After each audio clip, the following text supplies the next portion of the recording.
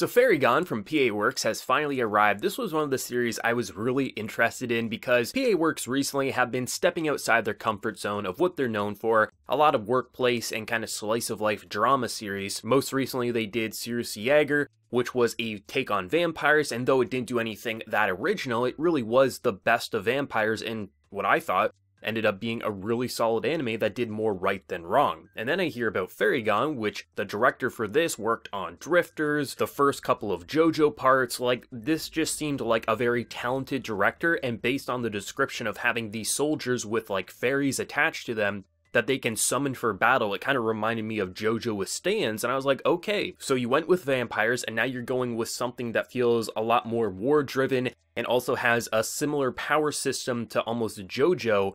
I'm interested, PA Works, because I've always loved PA Works. I love their originals their most. I find that when they really do original properties, more times than not, they usually come out with something pretty impressive. And walking out of Fairy Gone Episode 1, honestly, I'm excited for more. The music, honestly, was the thing that took me by surprise the most, because yesterday we had Demon Slayer with an amazing soundtrack, amazing opening, amazing soundtrack to back the episode. This might be my favorite first episode in terms of music, because this soundtrack is made for me. The rock, the just pure hype emotion that it gets out of you, the opening, I love it. It is so intense, and I love how much variety they played around with music in this episode, because at first I was like, okay, if you just want to keep playing a track similar to this, I'm okay, but then they switched it up a few times throughout this episode, and it just made the battle all the more intense. Even though it was already intense from the visuals, it was just a really solid and fun episode that made you pretty interested to see the history of this world, because it seems like there was this great war where, based on whatever happened, a lot of innocent villages did get burned down, where there are these fairy spirits, and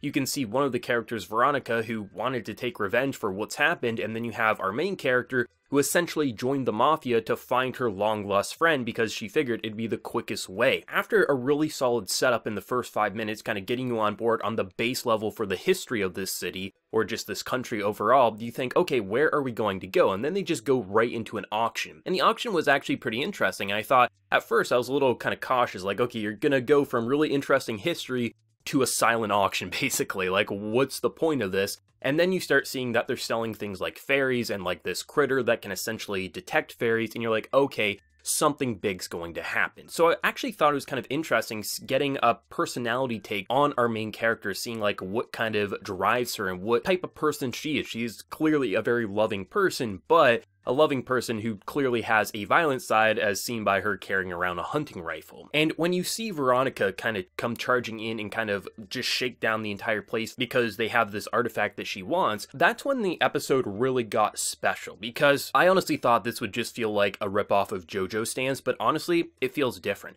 It feels like these are their own independent kind of fighters, but they just kind of live inside one another. So what will happen is you'll have the warriors fighting. They'll use guns, swords, blades, whatever they do, as their fairies actually fight independently, but it's interesting how they kind of match up one for one. Like Veronica, it seems like she doesn't actually have to land a fatal blow. If she can cut the other person, it looks like her fairy can go inside their wound and essentially make them just die from the inside as their blood turns black. It's actually pretty brutal, where you have one guy with this like werewolf-like stand. Our main character clearly has something that's pretty interesting. It almost seems like she can burn things. But it's interesting how independent they are, but they still function and kind of work kind of side by side, so you can do these really interesting combos. It's almost like 2v2. You don't really get battles like these too often, which I quite like. It was pretty interesting because I can't really tell how they detailed these fairies. Like, it looks 3D, but at the same time, with how they're shading it, it doesn't feel 3D all at the same time, because typically when you have something that is 3D, a lot of times it doesn't blend in with the 2D scenery that well, but it seems like the way they were shading it, it almost meshes so perfectly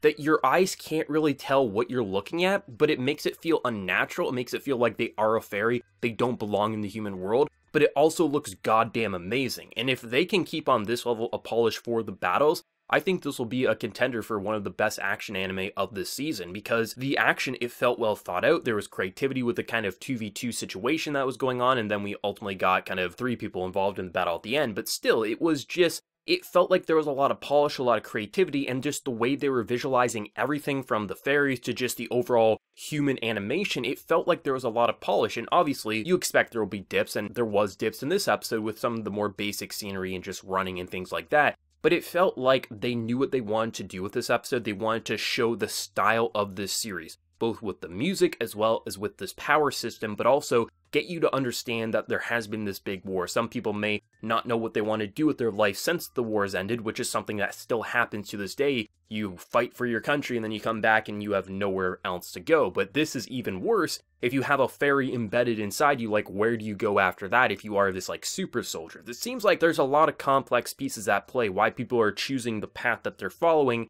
and ultimately where this episode ended. It makes me very excited to learn more about this world, what ultimately led to this great war, what ultimately is happening with Veronica, what's going on with all these characters, and why someone who used to be very close friends are now quite distant, and what's driving them to kind of lead down this path. And this episode, I think, easily could have just been a fun action episode, and that would have been fun. It would have been a fun series to follow just for that, because the power systems seems pretty damn cool. But I actually got invested in the overall characters between our main character and Veronica, and to see what drove that wedge, because back in the past it clearly seems that they were so close, but after that forest burned down, after they lost their home and fairies were kind of brutally burned alive, clearly something led her on that path. And based on the scene after the credits, I think we're going to have some pretty good personal stories to also support the really stunning action. Like, if they can keep on this path, make sure that the battles have creativity, the way that they can work side by side with their partner, I think we'll have really solid action episode 1 all the way to episode 12. However, if they also continue on this path of fleshing out the world history, but also the really personal stories,